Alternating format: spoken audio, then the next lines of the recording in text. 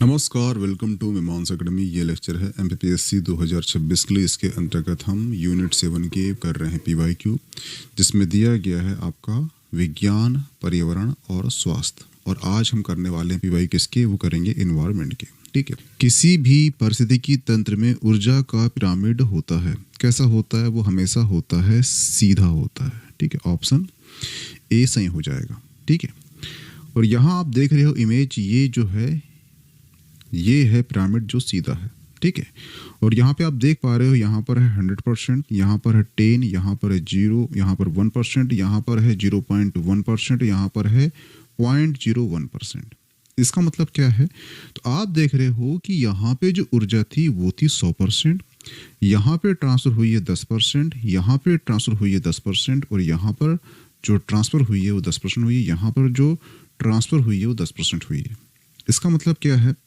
तो ध्यान रखना, जो पारिस्थितिकी तंत्र में ऊर्जा का प्रवाह जो होता है, इसमें 10% नियम यह बताता है कि एक पोषण स्तर से दूसरे उच्च पोषण स्तर पर केवल 10% ऊर्जा ही ट्रांसफर होती है। जैसे आप देख पा रहे हो कि यहाँ से यहाँ हुई है 10%, यहाँ से यहाँ 10%। अब सवाल उठता है कि जो 90% है, ठीक है, जब 10% जा चुकी है तो 90% ऊर्जा कहाँ गई है? तो ये ऊर्जा गई है उसके उपापचयन क्रिया में, ऊष्मा में और अपशिष्ट पदार्थ में। हुआ क्लियर? अब ये नियम दिया किसने था? ठीक है, तो ये नियम दिया किसने था? ये नियम जो है 1942 में, 1942 में ये नियम दिया था किसने? वो दिया था लिंडेमान ने। लिंडेमान ने दिया था कि एक स्तर से दूसरे स्तर में जब ऊर्जा ट्रांसफर होती है तो वो ओनली 10% ही होती है। 90% जो है ये उसके उपपचन क्रिया में, ऊष्मा में और अपशिष्ट पदार्थ में वेस्ट हो जाती है। ठीक है। तो कभी आपको क्वेश्चन करेगा, ये क्वेश्चन कर चुका है तो आपसे पूछेगा कि 10% नियम, ऊर्जा का नियम है, किसने दिया है? तो वो दिया है लिंडेमान ने। ठीक है। ये टॉपिक आपका मेंस का हो सकता है, या लिंडेमान आपको आ सकता है, 10% नियम आ सकता है। क्वेश्चन आ सकता है 2 मार्कर में लिंडेमान एक, दूसरा आ सकता है 10% नियम। इसलिए आपको यहाँ पे याद होना चाहिए, और पीटी के लिए तो याद होना ही चाहिए। वह क्लियर? ये ध्यान रखना। ठीक है। पारिस्थितिकी तंत्र में ऊर्जा का प्रवाह निम्न से उच्च पोषण स्तर पर जाने से कम होता है। इसे निम्नलिखित द्वारा समझाया जा सकता है। तो इसका आंसर क्या है? वो है ऑप्शन बी, ऊष्मागतिकी, थर्मोडायनेमिक्स के द्वितीय नियम। ऑप्शन बी सही हो जाएगा। ठीक है। जैसे कि बताया था जस्ट इसके पहले मैंने कि इसमें जो है 10% ऊर्जा का नियम लगता है। ऊर्जा ट्रांसफर होती है ओनली 10%। कितनी होती है? 10% ही होती है। 90% जो है उसके खुद के जो ऊष्मा में, उपपचन क्रिया में, अपशिष्ट पदार्थ में वेस्ट हो जाती है। और 10% का जो नियम है किसने दिया था? ये दिया था लिंडेमान ने। कब दिया था? 1942 में दिया था। वह क्लियर? ध्यान रखना। ये क्वेश्चन जो है, देखो आपको ये क्वेश्चन जो है आपका मध्य प्रदेश प्री 2023 में आ चुका है। वह क्लियर? ध्यान रखना। ठीक है। ये सभी क्वेश्चन कर चुका है, इसलिए ये जो नाम है कौन सा? लिंडेमान। लिंडेमान याद रखना। ये ध्यान रखना कि मध्य प्रदेश पीएससी हो, कोई पीएससी हो या यूपीएससी हो, ये जो है क्वेश्चन के नेक्स्ट लेवल में जाते हैं। जैसे कि उसने 2020 में ये कर लिया। ठीक है। पिरामिड कैसा होता है कर लिया उसने। 2023 में उसने कर लिया है कि ये जो पिरामिड में ऊर्जा जो जा रही है वो उसमें कौन सा नियम है? तो वो है थर्मोडायनामिक नियम, यानी कि ऊष्मागतिकी का नियम। ठीक है।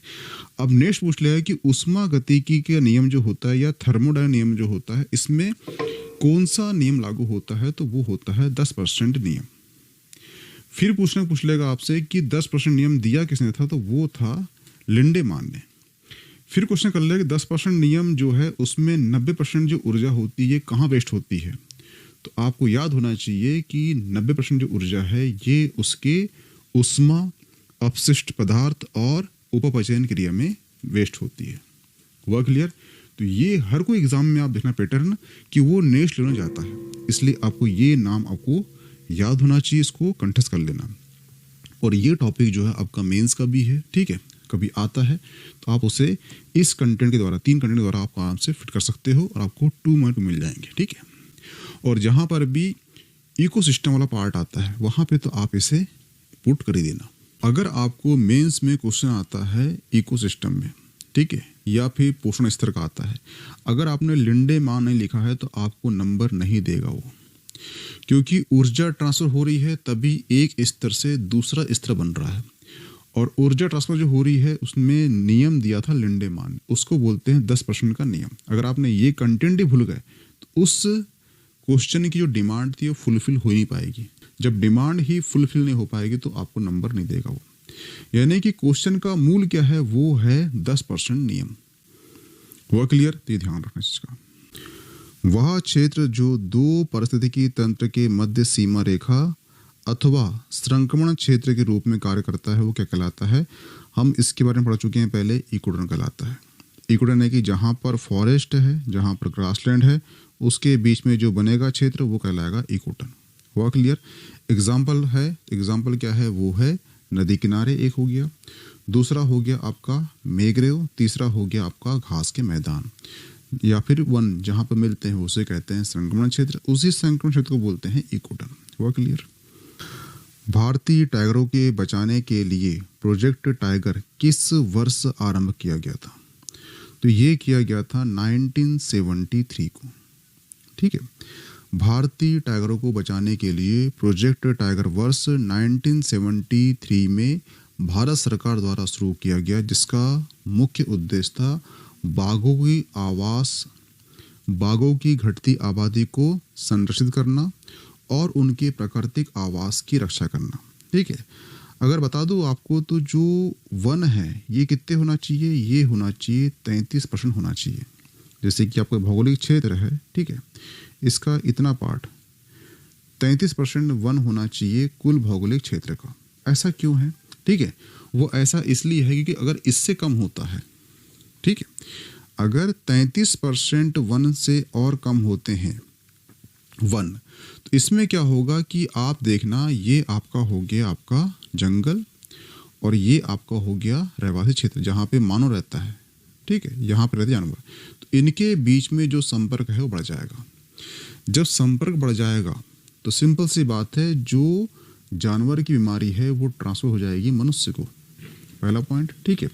और इसके साथ ही अगर वन इससे कम होते हैं तो जो जलवायु है इसमें हो जाएगा चेंज, जैसे कि मृदा अपरदन, जैव विविधता, बाढ़, इसे जो कंट्रोल करना मुश्किल हो जाएगा। इसीलिए कम से कम लिमिट बांधी है कि 33% वन तो होना ही चाहिए। तो क्लियर? तो जो प्रोजेक्ट टाइगर था उसे कब शुरू किया गया था? वो किया गया था 1973 को, ठीक है। और इसे जो 2023 में कितने वर्ष हो चुके हैं? 50 वर्ष हो चुके हैं, ठीक है। अब कमेंट बॉक्स में कमेंट करना कि वर्तमान में कौन सा स्टेट टाइगर स्टेट के नाम से जाना जाता है। हुआ क्लियर? दूसरी चीज, जो टाइगर है इसका साइंटिफिक नाम क्या है? हुआ क्लियर? भूमिगत ताप के उपयोग का प्रथम सफल प्रयास कहाँ किया गया था? तो ध्यान रखना, भूमिगत ताप यानी कि जियो थर्मल ऊर्जा का प्रथम सफल उपयोग सन 1892 में बोईजो इडाहो में हुआ था। कहाँ पर है? तो ये है यूएसए में, ठीक है, जहाँ पर पानी के स्रोत से इमारत को गर्म किया गया था। यह विश्व का पहला, किसका? विश्व का पहला जियोथर्मल हीटिंग सिस्टम था। इसका आंसर क्या जाएगा? ऑप्शन ए हो जाएगा। हुआ क्लियर? और ये क्वेश्चन जो है आपका पूछ चुका है मध्य प्रदेश प्री 2023 में।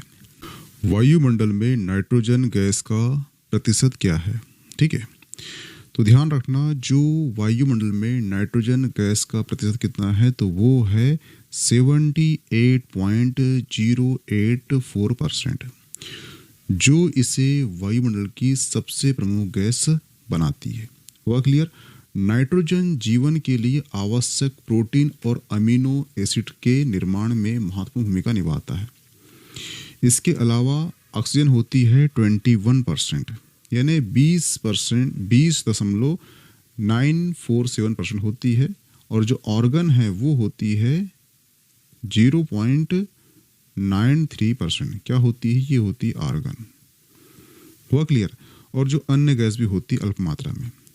तो ध्यान रखना, इसका आंसर क्या आएगा? इसका आंसर हो जाएगा ऑप्शन ए। ठीक है, कभी ये क्वेश्चन कर ले कि नाइट्रोजन का प्रतिशत इतना अधिक है तो क्या करता है जीवन के लिए? तो जीवन में जो भी आवश्यक प्रोटीन होगा, अमीनो एसिड होगा, उसके निर्माण में ये एक महत्वपूर्ण भूमिका निभाता है।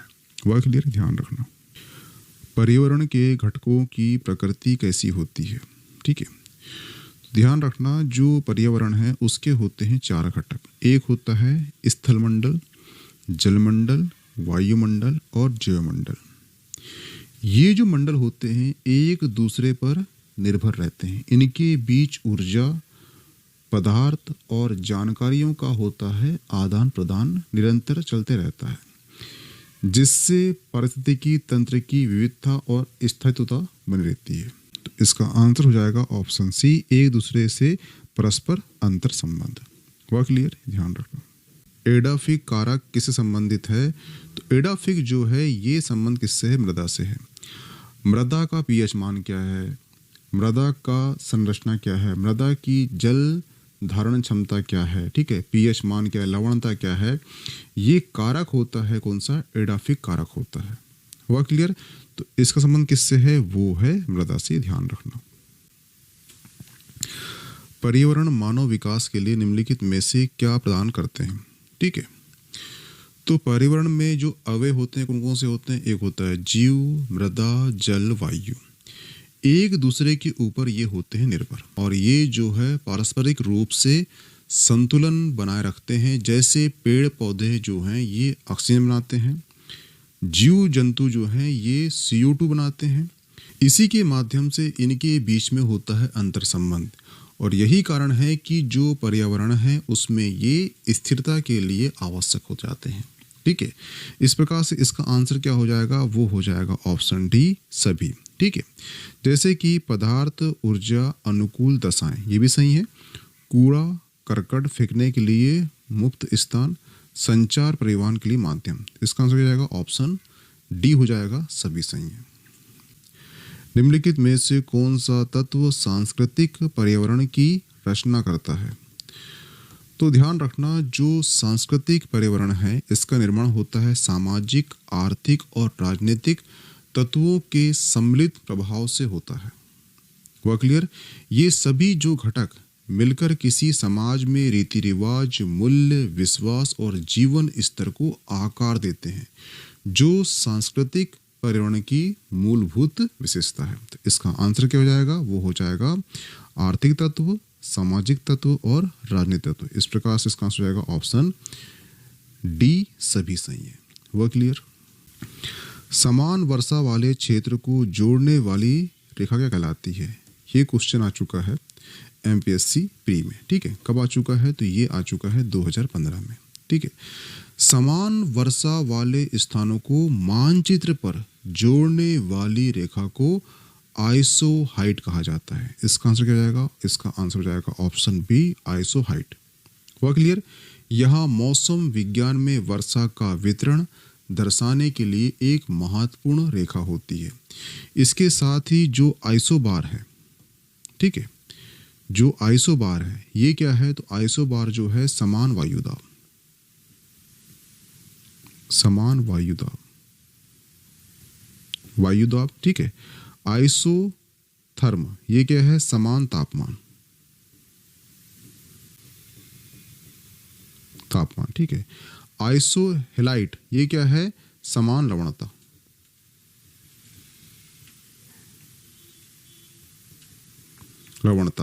हुआ क्लियर? अगर आपको क्वेश्चन आता है कि समान लवणता की रेखा कौन सी कहलाती है, तो वो कहलाती है आइसोहेलाइट। समान तापमान की कहलाती है आइसोथर्म, और समान वायुदाब कहलाती है आइसोबार। हुआ क्लियर? ये सभी याद होना चाहिए, ये सभी क्वेश्चन कर चुका है PSC में, ध्यान रखना। ठीक है, निम्नलिखित में से कौन सा पर्यावरण योजना संगठन है? ठीक है, कौन सा है? तो ये है ऑप्शन बी, नीरा। ठीक है, नीरा यानी कि NEERI, इसका फुल फॉर्म होता है राष्ट्रीय पर्यावरण इंजीनियरिंग अनुसंधान संस्थान, national environment engineering research institute. इसकी स्थापना कब हुई थी? इसकी स्थापना हुई थी 1958 में। ठीक है, यह जो है पर्यावरण विज्ञान और इंजीनियरिंग से संबंधित अनुसंधान, निगरानी अथवा पर्यावरण योजना के लिए कार्य करता है। ये आंसर करना कमेंट बॉक्स में कि ये कहाँ पर है, क्योंकि ये क्वेश्चन कर चुका है पहले। कहाँ पर है इसका आंसर कमेंट बॉक्स में कमेंट करना। ठीक है, पर्यावरण सुरक्षा अधिनियम को अन्य किस नाम से जाना जाता है? तो इसका आंसर है छाता विधान। ठीक है, पर्यावरण सुरक्षा अधिनियम कब का है? तो ये है 1986 का है, जिसे भोपाल गैस त्रासदी के बाद लागू किया गया था। भारत में विभिन्न जो पर्यावरण कानून हैं, जैसे कि जल अधिनियम कब का है? तो ये है 1974। कौन सा? जल अधिनियम। ठीक है, वायु जो अधिनियम है, वायु एक्ट, ठीक है, ये कब का है? तो ये है 1981 का है। ठीक है, के लिए एक व्यापक ढांचा और केंद्रीय शक्ति प्रदान करता है। इसी व्यापक कवरेज के कारण इसे छाता विधान कहा जाता है। क्वेश्चन कभी आपको आ गया कि जो EPA है, यानी कि इन्वायरमेंट सिक्योरिटी एक्ट जो है, इसे छाता विधान क्यों कहते हैं? क्योंकि ये जो है जल अधिनियम 1974, वायु अधिनियम 1981 के लिए एक व्यापक ढांचा या केंद्रीय शक्ति प्रदान करता है। इसी कारण से इसे, इसके कवरेज के कारण इसे कहते हैं छाता विधान। हुआ क्लियर? जिसकी स्थापना कब हुई थी? 1986 में हुई थी। कब की गई थी? जो भोपाल गैस त्रासदी हुई थी 2-3 दिसंबर 1984 के बाद इसकी स्थापना की गई थी। इस पॉइंट को ध्यान रखना। हुआ क्लियर? भारत का पहला जैविक खेती पर आधारित राज्य कौन सा है? तो वो है, सभी जानते हो, सिक्किम है। कब किया गया है इसको घोषित? तो वो किया गया है 2016 को किया गया है। ठीक है, क्यों किया गया था? 2003 में क्या किया, जिन्हें पहल बनाई थी कि कोई भी कृषि में कीटनाशक का उपयोग नहीं करेगा। और जब सभी ने नहीं करे तो 2016 में इसे मिल गया पूर्ण जैविक राज्य का दर्जा मिल गया। ठीक है, इसका आंसर क्या जाएगा? ऑप्शन सी हो जाएगा, सिक्किम। निम्नलिखित में से कौन सी संस्था पर्यावरण से संबंधित नहीं है? ठीक है, कौन सी नहीं है? विज्ञान एवं पर्यावरण केंद्र ये भी है, भारतीय वनस्पति संरक्षण संस्थान ये भी है, भारतीय वन्यजीव संस्थान ये भी है। तीनों तो है, तो कौन सी नहीं होगी? ये नहीं है। इसका आंसर क्या हो जाएगा? ऑप्शन डी हो जाएगा। हुआ क्लियर? जो भारतीय सर्वेक्षण विभाग है, जिसे SOI कहते हैं, ये देश का मानचित्र और सर्वेक्षण करने वाला सबसे पुराना विज्ञान एवं प्रौद्योगिकी विभाग है। जबकि विज्ञान एवं पर्यावरण केंद्र, भारतीय वनस्पति संरक्षण संस्थान और भारतीय वन्यजीव संस्थान प्रत्यक्ष रूप से ये पर्यावरण से संबंधित है। हुआ क्लियर? पहला क्वेश्चन कहता है कि प्रथम पोषक स्तर के अंतर्गत आते हैं, तो इसका आंसर क्या होगा? ये होगा हरित पादप। अब सवाल उठता है कि हरित पादप क्या होते हैं? तो हरित पादप जो हैं, ये ऐसे पादप हैं जो सूर्य प्रकाश से ऊर्जा लेते हैं और प्रकाश संश्लेषण की क्रिया द्वारा भोजन बनाते हैं। और ये जो भोजन होता है, ठीक है, इस भोजन को ग्रहण करता है द्वितीयक क्षेत्र या द्वितीयक स्तर का जो होता है वो ग्रहण करता है, यानी कि जो शाकाहारी वर्ग होता है इसको करता है ग्रहण। तो जो यहाँ पूछा है उसने प्रथम स्तर पूछा है, प्रथम पोषक स्तर पूछा है, तो उसका आंसर क्या होगा? हरित पादप होगा। हरित पादप क्या होता है? तो इसमें शैवाल और कुछ स्वपोषी जीवाणु होते हैं, सिंपल सी भाषा में। ठीक है, और जो शाकाहारी जंतु होते हैं इस हरित पादप को करते हैं ग्रहण और वो अगले स्तर के लिए तैयार होते रहते हैं। जैसे कि जो भी बकरी है वो इसे खाएगी, ठीक है, बकरी को खाएगा तृतीयक क्षेत्र जो कहलाएगा मांसाहारी। ये हमने इसके बारे में जो लेक्चर 1 डाला है, लेक्चर 2 डाला है, उसमें हम पढ़ चुके हैं। ठीक है, तो सिंपल सी बात है। क्वेश्चन क्या आएगा आपको? प्रथम पोषक स्तर पूछता है, तो उसका आंसर क्या होगा? हरित पादप होता है। ठीक है, जो क्या होते हैं? ये स्वपोषी होते हैं, जो सूर्य प्रकाश से प्रकाश संश्लेषण क्रिया द्वारा भोजन बनाते हैं। और जो द्वितीयक स्तर होता है वो स्तर के जो जीव जंतु होते हैं इसको ग्रहण करते हैं, वो कहलाते हैं शाकाहारी। हुआ क्लियर? इसका आंसर क्या होगा? ऑप्शन डी हो जाएगा। ठीक है। एक जलीय पारिस्थितिकी तंत्र के तालाब में निम्नलिखित में से किस घटक का प्रतिनिधित्व कवक, जीवाणु एवं फ्लैजेटस ये होता है? कोशिभिकाओं। क्या होता है इसका आंसर? इसका मतलब होता है कशाभिकाओं।